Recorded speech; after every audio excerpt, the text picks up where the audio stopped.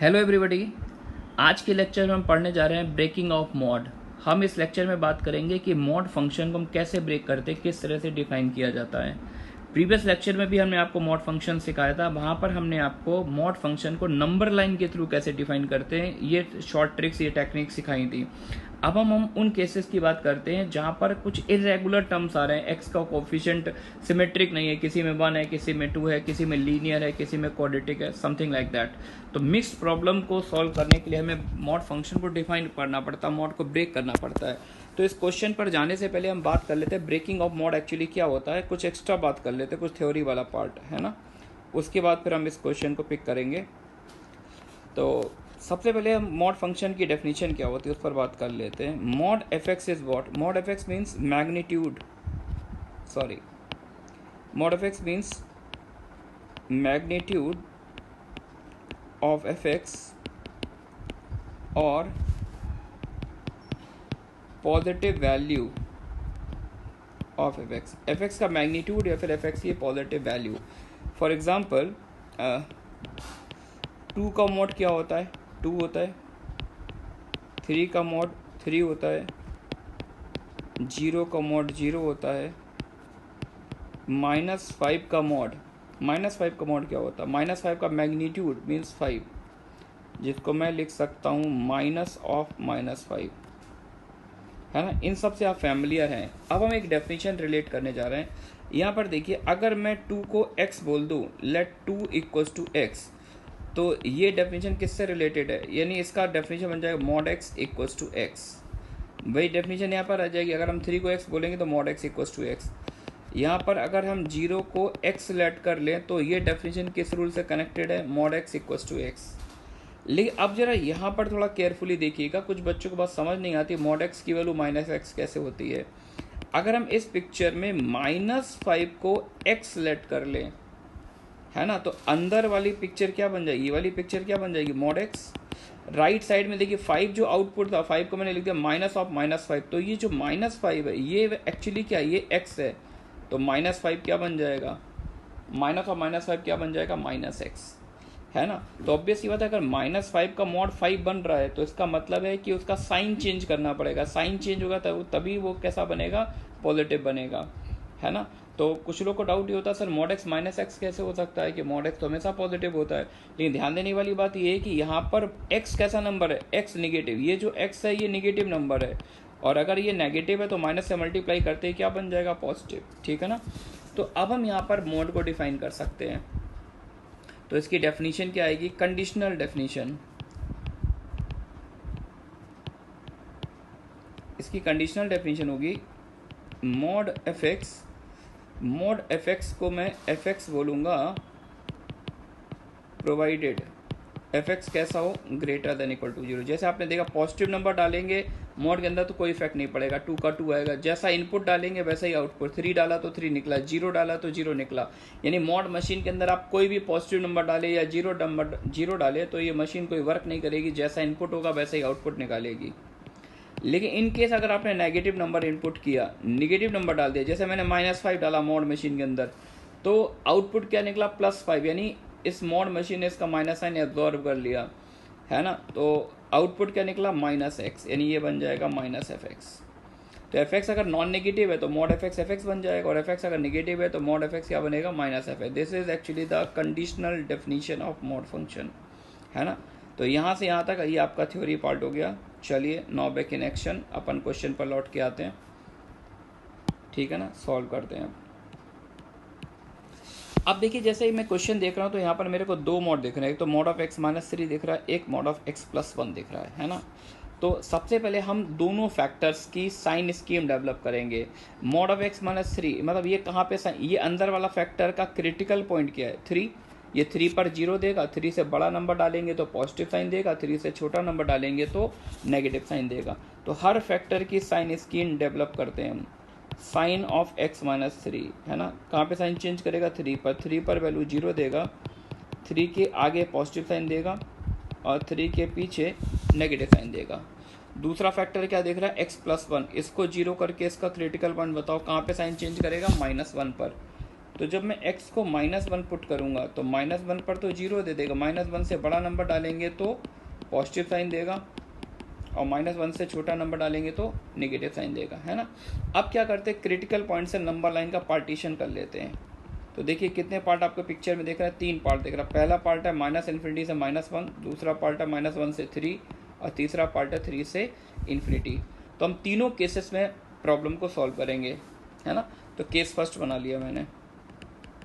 Case first, if -∞ less than x less then -1, यानी -1 से पीछे चल रहे, यानी इस वर्टिकल लाइन के पीछे चल रहे हैं।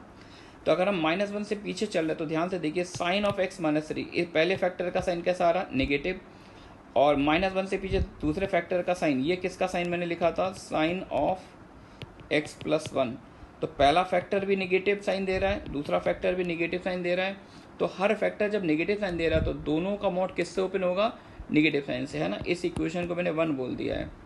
देन वन इम्प्लाइज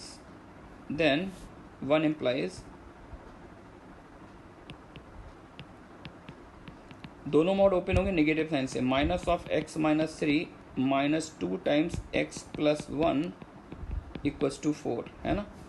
तो -x - 2x क्या बन जाएगा, -3x, और कांस्टेंट की बात की जाए तो +3 -2 तो +1 = 4। तो x की वैल्यू मुझे -1 मिल गई है, x क्या आ रहा है, -1, ठीक है ना। लेकिन ये ध्यान रखना, हमने इस प्रॉब्लम को इस केस के अंडर में सॉल्व किया है ना। हमने केस ये बनाया है और उससे आंसर मेरा ये आया।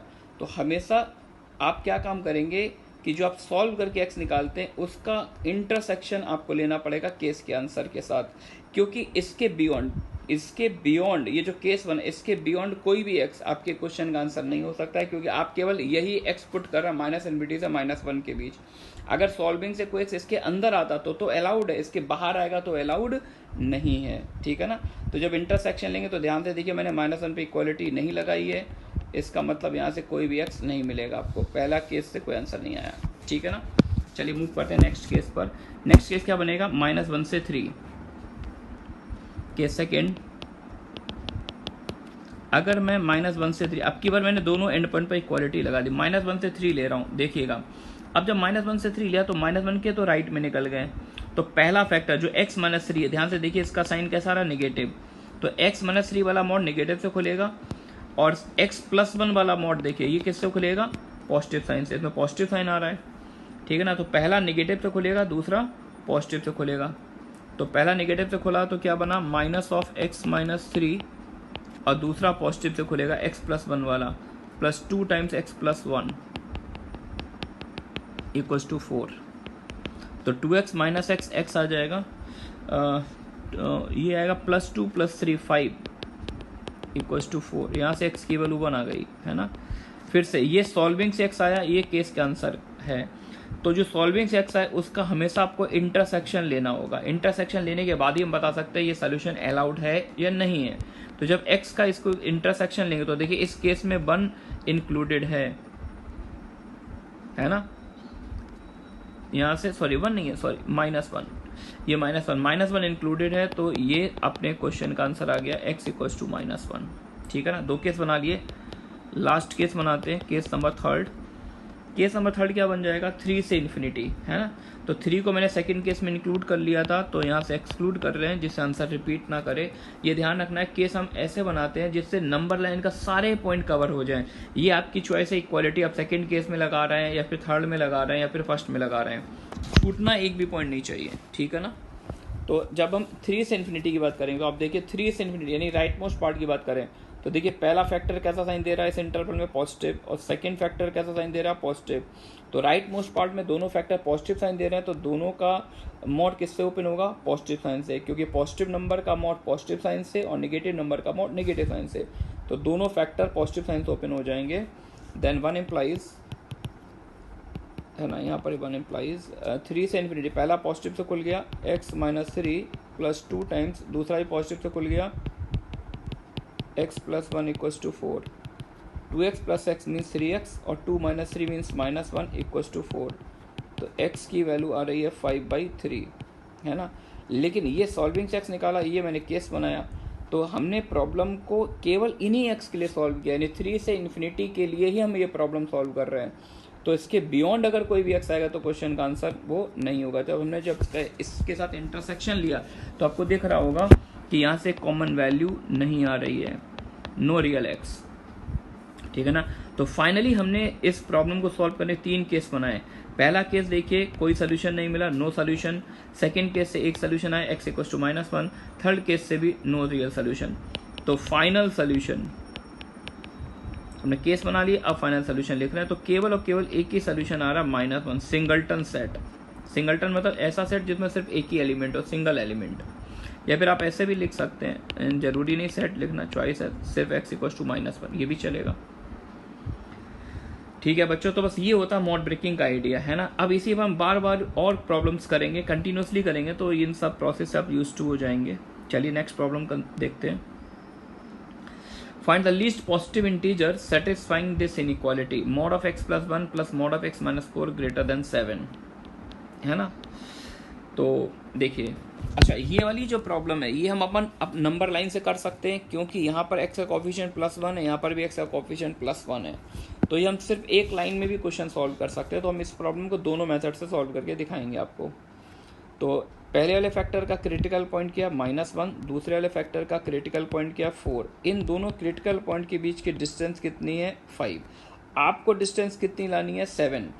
तो 7 में से आप 5 सब्ट्रैक्ट कर दीजिए। 7 में से 5 सब्ट्रैक्ट करेंगे, कितना आएगा? 2। जितना बचता है उसका आधा राइट जाइए, आधा लेफ्ट, यानी 2 बचता है, 2 का आधा यानी 1 यूनिट राइट चले जाओ 4 से, तो क्या आएगा? 5। एक बार -1 के 1 यूनिट लेफ्ट चले जाओ, क्या आएगा? -2, है ना। अब जरा चेक करो, तो 5 एक ऐसा पॉइंट है जिसकी -1 और 4 दोनों से डिस्टेंसेस का सम एग्जैक्ट 7 आ रहा है। जैसे 5 की -1 से डिस्टेंस देखो कितनी आएगी? 6, और 4 से डिस्टेंस कितनी आएगी? 1। तो अगर हम 5 की इन दोनों क्रिटिकल पॉइंट से डिस्टेंसेस का सम निकालें तो एग्जैक्ट 7 आता है। लेकिन ध्यान से देखिए, यहाँ पर इक्वालिटी नहीं है, स्ट्रिक्ट इनइक्वालिटी है। तो हमें जो चाहिए वो कैसे चाहिए? मतलब 7 से बड़ा चाहिए, डिस्टेंस 7 से ज़्यादा चाहिए। तो 7 से ज़्यादा लाने के हमें अगले इंटीजर पर मूव करना पड़ेगा, है ना। और यहाँ से सिमिलरली एक आंसर ये भी हो जाएगा, -2 का अगर हम डिस्टेंस निकालें, -2 का 4 से डिस्टेंस निकाले तो देखो ये डिस्टेंस 6 आ जाएगा, और -2 का -1 से डिस्टेंस 1 आएगा। तो -2 का भी इन दोनों क्रिटिकल पॉइंट से डिस्टेंसेस का सम 7 आ रहा है, लेकिन हमें 7 से ज़्यादा चाहिए तो हमें 1 यूनिट पीछे हटना पड़ेगा, है ना। तो वैसे तो देखें तो 2 सोल्यूशन आ रहे हैं, 6 भी सोल्यूशन है, -3 भी सोल्यूशन है। लेकिन इन्होंने शायद पूछा लीस्ट पॉजिटिव वैल्यू पूछी है, लीस्ट पॉजिटिव पूछेंगे तो हम इसको इंक्लूड नहीं करेंगे, है ना। तो -3 को तो वैसे भी सोल्यूशन, क्योंकि -3 के पीछे तो बहुत सारे इनफाइनाइट इंटीजर आएंगे, 6 के आगे भी आएंगे। तो लीस्ट पॉजिटिव की अगर बात की जाए, least positive integer is what? 6 आ गया, है ना। तो इसको हमने कैसे सॉल्व कर लिया? वही अपने नंबर लाइन से सॉल्व कर लिया। अब हम इसको मेथड 2 से करते हैं, ब्रेकिंग ऑफ मॉड से करते हैं। ब्रेकिंग ऑफ मॉड में बच्चों क्या करते हैं? हर फैक्टर का हम क्रिटिकल पॉइंट निकालते हैं, हर फैक्टर की साइन स्कीम डेवलप करते हैं।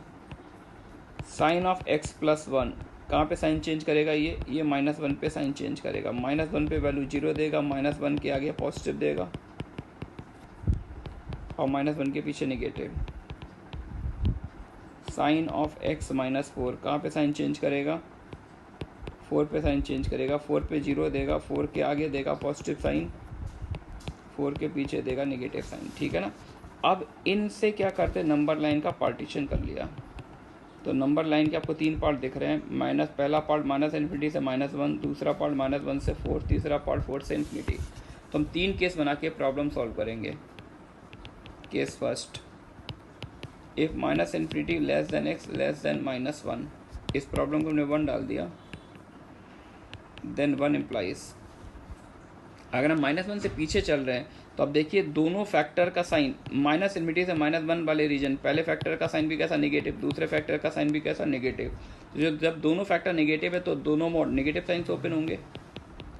-(x + 1 -(x - 4 > 7), तो -x मीन्स -2x, और -1 + 4, -1 + 4 मतलब +3 > 7। तो it means two minus two x greater than 4, ये -2 से डिवाइड दे देंगे, x less than -2, x less than -2। तो ध्यान से देखना, ये हमने सॉल्व करके आंसर निकाला है, ये केस का आंसर है। तो सॉल्व करके जो x निकालेंगे, इस x का हमेशा इसके साथ क्या लेना है बच्चों, इंटरसेक्शन, कॉमन वैल्यू लेनी है। तो जो मैंने सॉल्व कर x निकाला वो कह रहा है -2 से पीछे देखना है, और जो केस बनाया है वो -1 से पीछे है। तो दोनों का कॉमन वैल्यू क्या आ जाएगी, -∞ से -2, ठीक है ना। तो ये तो फर्स्ट केस का आंसर आ गया। केस सेकंड है, अगर हम -1 से 0 की बात करें, एक -1 less than x less then -1 से 4, 0 नहीं है 4, अच्छा -1 पे ऊपर इक्वालिटी नहीं लगाई तो नीचे लगा रहे, नीचे यहाँ पे दोनों एंड पॉइंट पे इक्वालिटी लगा दिया। अगर हम -1 से 4 की बात करें तो आप इस इंटरवल को देखिए, इन दो वर्टिकल लाइन के बीच में पहला फैक्टर कैसा साइन दे रहा है, पॉजिटिव साइन दे रहा है। तो पहले का साइन पॉजिटिव से ओपन होगा, दूसरा नेगेटिव साइन दे रहा है, दूसरा नेगेटिव से ओपन होगा। 1 इम्प्लाइज, पहला फैक्टर ने पॉजिटिव साइन दिया x+1, दूसरे ने नेगेटिव साइन दिया x -4 greater than 7, x cancel हो गया, 1 + 4 5 इज ग्रेटर देन 7। ये नॉनसेंस है यार, मतलब ये अलाउड नहीं है, एक रॉन्ग स्टेटमेंट है। यानी इसको सॉल्व करने से आपके पास x की कोई भी वैल्यू नहीं आ रही, या फिर मैं ये बोलूँ कि x की कोई भी रियल वैल्यू कभी भी इस रिजल्ट को सेटिस्फाई नहीं कर सकती है ना। तो फाइनली जब इसका कोई सोल्यूशन नहीं आया तो इंटरसेक्शन लेंगे तब भी कोई सोल्यूशन नहीं आएगा। तो केस सेकंड तो यूजलेस हो गया। फाइनल केस थर्ड बना लेते हैं। केस थर्ड बच्चों क्या होगा, 4 से इन्फिनिटी, राइट मोस्ट पार्ट की बात कर रहे हैं। तो दोनों मोड किससे ओपन हो जाएंगे, पॉजिटिव साइन से ओपन हो जाएंगे। Then 1 implies x+1 + x -4 greater than 7, that this implies 2x greater than 7, 1 - 4 -3, 1 - 4 -3 + 7 10, that is x greater than 5, ठीक है ना। तो ये सॉल्व करके x निकाला, ये केस बनाया। हमेशा की तरह दोनों का क्या लेंगे, इंटरसेक्शन। यहाँ पे कह रहा है x मुझे 5 से बड़ा चाहिए, यहाँ पर कह रहा है x 4 से बड़ा चाहिए। तो कॉमन वैल्यू दोनों से कॉमन क्या आएगा, x 5 से बड़ा, यानी 5 से इन्फिनिटी।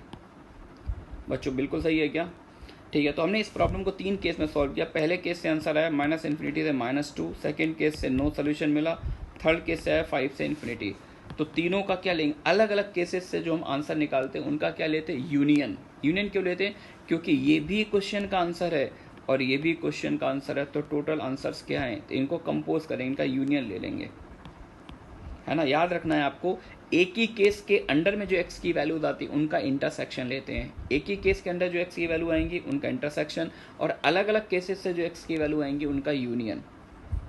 तो final answer x belongs to -∞ से -2 यूनियन 5 से इन्फिनिटी, ठीक है ना। तो ये मैंने इस प्रॉब्लम का कंप्लीट सोल्यूशन निकाल लिया ब्रेकिंग ऑफ मॉड से। लेकिन इसमें हमसे पूछा था लीस्ट पॉजिटिव सोल्यूशन, केवल लीस्ट पॉजिटिव सोल्यूशन। तो पॉजिटिव में तो ये वाला रिजेक्ट हो गया, पॉजिटिव है ही नहीं, सारे नेगेटिव हैं। पॉजिटिव में ये वाले आ रहे हैं, लेकिन 5 पर ओपन इंटरवल है। तो लीस्ट पॉजिटिव सोल्यूशन की अगर बात की जाए, लीस्ट पॉजिटिव सोल्यूशन क्या आ जाएगा बच्चों, x = 6। ये आपका आंसर आ गया, ठीक है ना। चलिए मूव करते हैं अब नेक्स्ट लाइन पे। अब धीरे धीरे करके हमने आपको बहुत ही बेसिक लेवल से समझाना स्टार्ट किया, बिल्कुल जीरो लेवल से। अब अपनी लैंग्वेज को हम मिनिमाइज़ करते हुए जाएंगे, क्योंकि हमने बहुत ज़्यादा डिटेल में बात कर ली है। तो अब इनको थोड़ा सा और स्पीड से सॉल्व करते हैं, ठीक है ना। अब सॉल्व, ये जो क्वेश्चन दे रखा है इनइक्वालिटी में, इसमें 2 मोड दिख रहे हैं, दोनों मोड कैसे, लीनियर फंक्शन है ना। तो अब ओरली अब हम साइन स्कीम बिल्कुल डेवलप नहीं कर, सीधा केस बना रहे हैं। क्रिटिकल पॉइंट कितने दिख रहे हैं आपको पिक्चर में, एक है -2, एक है 1। अगर नंबर लाइन पे 2 क्रिटिकल पॉइंट है तो नंबर लाइन के 3 पार्ट हो जाएंगे। पहला पार्ट क्या होगा, -2 से पीछे, सॉल्व कर रहा हूँ डायरेक्ट, है ना। Case first, if -∞ x <-2। तो अगर हम -∞ से -2 में चलेंगे तो यानी दोनों क्रिटिकल पॉइंट के लेफ्ट में है, -2 के भी लेफ्ट में है और 1 के भी लेफ्ट में है। तो दोनों क्रिटिकल पॉइंट के लेफ्ट में है, तो दोनों मोड नेगेटिव साइन से ओपन होंगे। 1 इम्प्लाइज नेगेटिव से ओपन होने का मतलब है x - 1 बन जाएगा 1 - x -3, x + 2 बनेगा -x -2 -5 << 0। तो 1 minus 3 means -2, 1 minus 3 means -2, minus common ले लिया x प्लस 2, और यहाँ भी माइनस कॉमन ले लिया, प्लस बन गया x plus 2 into x plus 7 less than 0। This implies x कहाँ से कहाँ तक आ गया, -7 से -2। ठीक है बच्चों, और ये हमने सॉल्व करके x निकाला, ये हमने केस बनाया था, दोनों का क्या लेंगे, इंटरसेक्शन, कॉमन वैल्यूज़। तो जब कॉमन वैल्यू लेंगे तो ये सारी x की वैल्यूज़ कॉमन आ जाएंगी, -7 से -2। ठीक है ना। चलिए अब केस सेकंड बनाते हैं, -2 तक पहुंच गए। अब केस सेकंड बच्चों कहाँ तक जाएगा, दूसरा क्रिटिकल पॉइंट पिक्चर में क्या रहा, 1, तो अगला इंटरवल आएगा -2 से 1। अब पहले केस हमने इक्वालिटी नहीं लगाई थी तो हमने इसमें 1 को भी इंक्लूड कर लिया, -2 को भी इंक्लूड कर लिया। चलिए 1 इम्प्लाइज, अच्छा जब -2 से 1 की बात करेंगे तो -2 ये जो क्रिटिकल पॉइंट है इसके तो राइट में चले गए, इसके अगर राइट में चले गए तो इसका मतलब ये वाला मॉड तो पॉजिटिव साइन से ओपन होगा, लेकिन 1 के हम अभी भी पीछे, -2 से 1 का मतलब 1 के हम पीछे चल रहे हैं, तो ये वाली क्वांटिटी कैसी होगी, 1 के पीछे निगेटिव होगी, तो ये वाला मॉड किससे ओपन होगा, निगेटिव से। तो पहला मॉड तो निगेटिव से ओपन हो गया, 1 माइनस एक्स माइनस 3, और दूसरा किससे ओपन होगा, पॉजिटिव से, x plus 2 minus 5 less than 0। तो ये सीन बन जाएगा 1 माइनस एक्स माइनस 3 मतलब माइनस ऑफ x प्लस 2 और x minus 3 less than 0। Minus से मल्टीप्लाई कर दो, x plus 2 into x minus 3 greater than 0। अब ग्रेटर देन 0 है तो इसका सोल्यूशन आएगा -2 से पीछे, ये फिर x3 से आगे। ठीक है ना।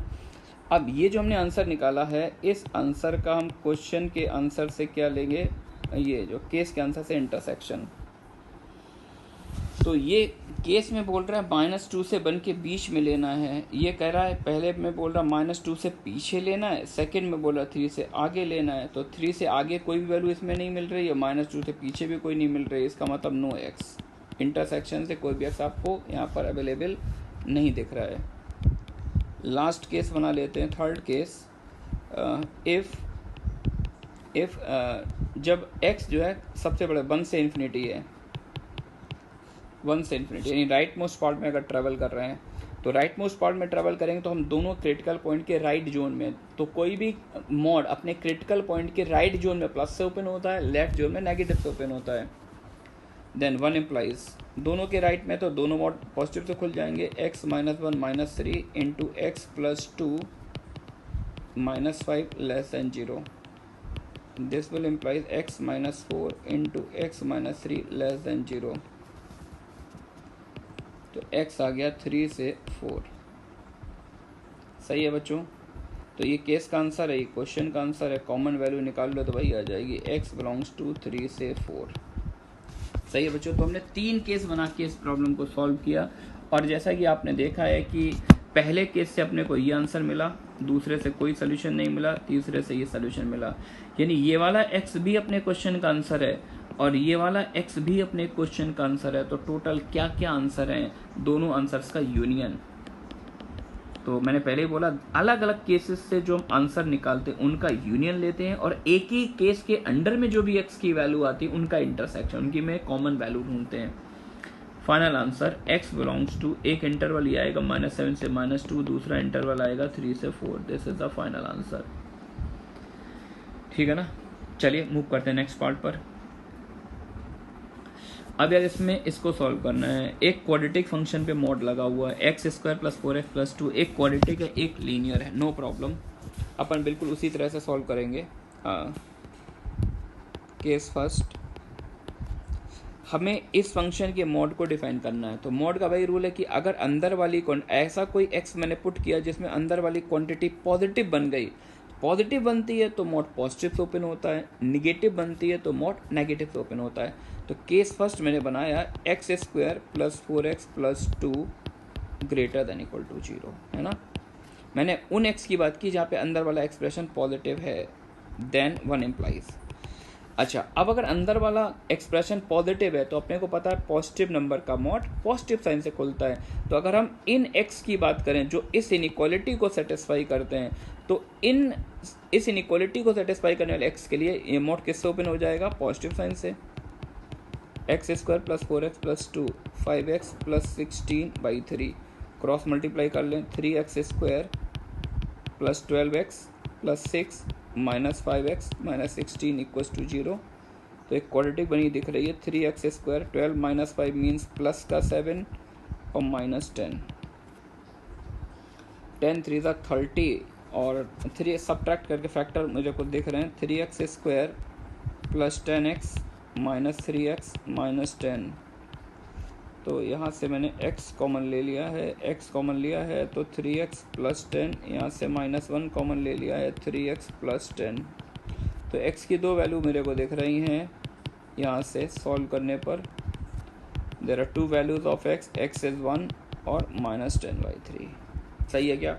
लेकिन अलर्ट रहना है। मैंने एक बात हमेशा बोली है कि एक ही केस के अंडर में जो x की वैल्यूज आती है उसका हमेशा इंटरसेक्शन लेते हैं, है ना। तो देखिए केस फर्स्ट में ये जो इनइक्वालिटी थी मैंने इसको सॉल्व नहीं किया, कुछ सोच के सॉल्व नहीं किया। सॉल्व इसलिए नहीं किया क्योंकि मेरे को पता था ये जो इक्वेशन गिवन, ये एक इक्वेशन है, इसको सॉल्व करने से हार्डली x की एक या दो वैल्यू आएंगी, है ना। तो जो वैल्यूज आएंगी उनको हम डायरेक्टली इस इनइक्वालिटी में चेक कर सकते हैं। तो आप इन दोनों x को उठा के इस इनइक्वालिटी में चेक कीजिए, इनमें से वो कौन सा x है जो इस इनइक्वालिटी को सेटिस्फाई करता है। 1 तो सेटिस्फाई कर ही रहा है यार, कि x को 1 डालेंगे 1 + 4 5 + 2 7, 7 पॉजिटिव होता है क्या? 1 कर रहा है क्या? -10/3 करेगा। x को -10/3 डालो, 100/9 -40/3, 100/9 -40/3 + 2। तो 100/9 नियर अबाउट 11 होगा, 11 + 2 13 होगा, और 40/3 कितना हो जाएगा? 13 के आसपास, 13 से थोड़ा सा बड़ा होगा ये 11। थोड़ा सा क्लोज फाइट हो रही है यार। 100/9 चलिए सॉल्व कर लेते हैं, अच्छे से सॉल्व करते हैं तभी बता पाएंगे। मैंने क्या कि 9 से मल्टीप्लाई कर दिया, इसको सॉल्व करने 9 से मल्टीप्लाई तो 100 माइनस ये कितना हो जाएगा, 3 से मल्टीप्लाई हो जाएगा 120 + 18 या /9। तो 118 माइनस 120 -2/9 आ रहा है। तो कन्फर्म हो रहा है ये इसको सेटिस्फाई नहीं करता, इसको ड्रॉप कर देंगे। केस सेकंड बना लिया। केस सेकंड बनाया कि हम उन x की बात कर रहे हैं जो इस क्वाड्रेटिक एक्सप्रेशन को नेगेटिव बनाते हैं। x² + 4x + 2 < 0। एक बार पॉजिटिव बना लिया, एक बार नेगेटिव बना लिया, है ना। तो अब देन 1 इम्प्लाइज, अब यार जब अंदर वाली क्वांटिटी निगेटिव है तो मॉड किससे खुल जाएगा? निगेटिव साइन से। x² + 4x + 2 = 5x + 16/3। 3 से क्रॉस मल्टीप्लाई कर लिया, 3x² + 12x + 3 2 = 6, और पूरे एक्सप्रेशन को राइट साइड में शिफ्ट कर लिया, समथिंग लाइक दैट, ऐसा कुछ लिख दिया, है ना। तो देखो यार क्वाड्रेटिक क्या बन रही है, 3x² + 12 + 5 means 17x + 16 + 6 is what 22, I hope या। अब इसको फैक्टराइज करना है, हो सकते हैं क्या 22 3 जा क्या होता है 66, हाँ 11 6 जा 66, that's fine. 3x² + 11x + 6x + 22 using mid term splitting method. यहाँ से x कॉमन ले लिया, 3x + 11, और इस पेयर से मैंने 2 कॉमन ले लिया है। फाइनली एक्सप्रेशन फैक्टराइज हो गया, x + 2 × 3x + 1 and we get 2 values of x from here -2 and -11/3। ये सॉल्विंग से x आया है तो इसको बैक चेक करना इंपॉर्टेंट है। इन x को उठाइए और यहाँ पर पुट कीजिए, कन्फर्म कीजिए इनमें से ऐसा कौन सा x है जो इस एक्सप्रेशन को निगेटिव बनाता है। चलिए पहले -2 चेक करते हैं। -2 डाला तो आएगा 4 -8 + 2, डेफिनेटली इसको सेटिस्फाई कर रहा है, निगेटिव है।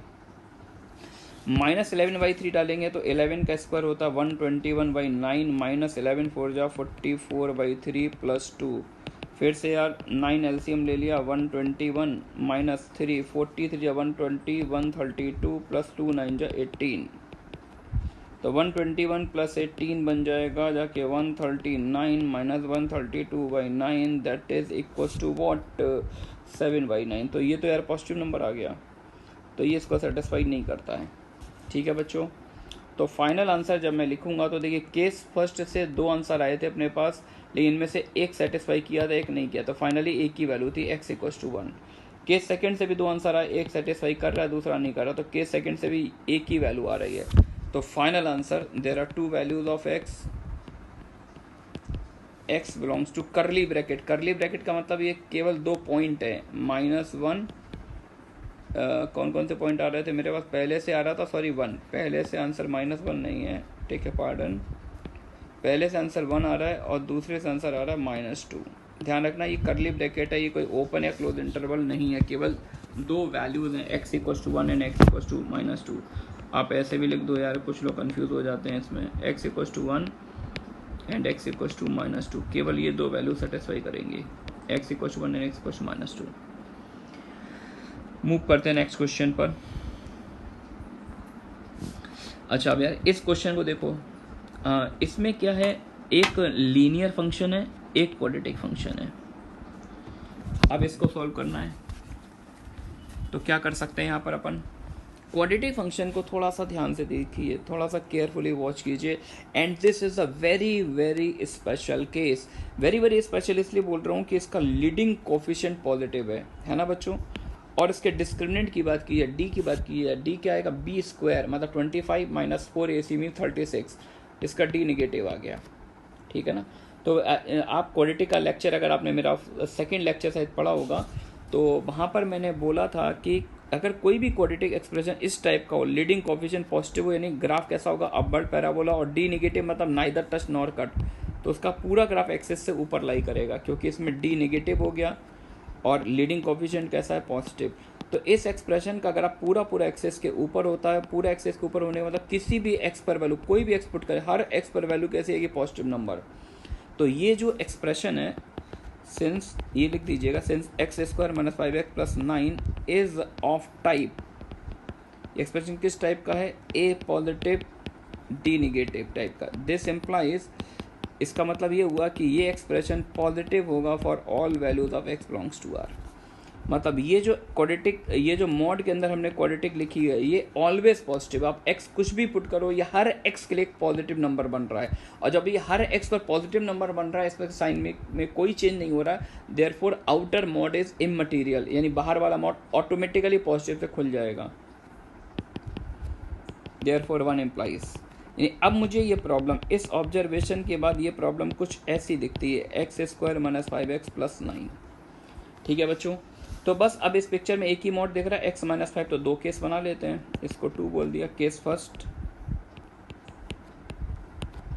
अगर x 5 से बड़ा है, अगर x 5 से बड़ा है तो मॉड किससे ओपन हो जाएगा, पॉजिटिव साइन से। 2 implies x - 5 greater than x² - 5x + 9, तो x², पूरी पिक्चर एक साइड शिफ्ट कर लिया, x² -